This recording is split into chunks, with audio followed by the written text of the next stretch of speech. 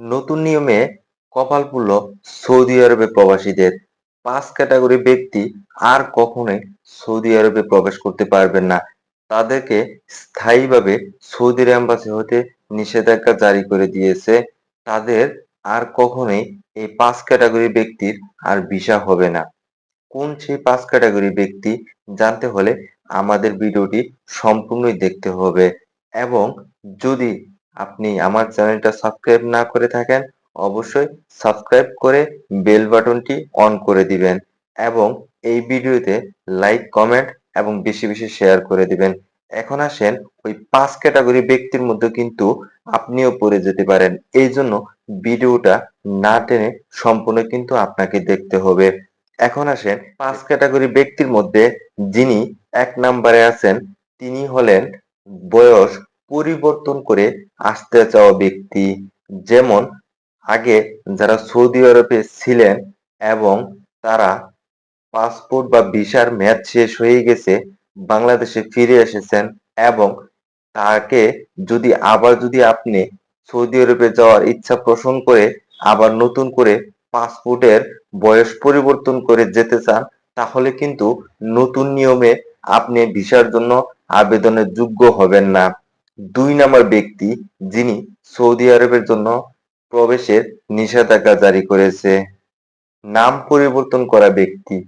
অবশ্যই কোনো ব্যক্তি যদি সৌদি আরবে প্রবেশ করে তারা দীর্ঘদিন যাবৎ পর্যন্ত কাজ করে থাকে এবং দেশে ফিরে আসার পর নতুনভাবে যদি পাসপোর্টের বা এদের মধ্যে যদি কোনো নামের পরিবর্তন থাকে বা পরিবারের কারো কোনো ডাটার পরিবর্তন হয়, আগের পাসপোর্ট থেকে এই পাসপোর্টে পরিবর্তন করা হয়, সেক্ষেত্রে কিন্তু তাদের ভিসাটি হবে না।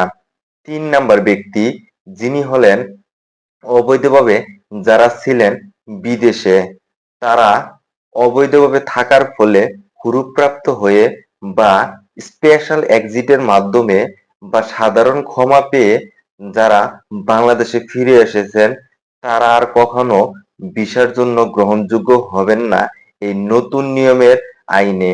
৪ নাম্বারে যারা আনফিট হয়েছিলেন অর্থাৎ সৌদি আরবে যাওয়ার সময় প্রথমবার আনফিট হয়েছিলেন মেডিকেল রিপোর্টে এবং পরবর্তীতে ফিট হয়ে বিদেশে আপনি প্রবাসে গিয়েছেন, দীর্ঘদিন যাবৎ সেখানে থাকার ফলে আবার দেশে ফিরে এসেছেন, সেই ব্যক্তিও কিন্তু পরবর্তীতে আর কখনোই সৌদি আরবে প্রবেশ করতে পারবেন না এই নতুন নিয়মের অনুযায়ী। ৫ নম্বর ব্যক্তি যার উপর সৌদি আরবের প্রবেশের নিষেধাজ্ঞা রয়েছে, পাসপোর্ট তথ্যগত গরমিল।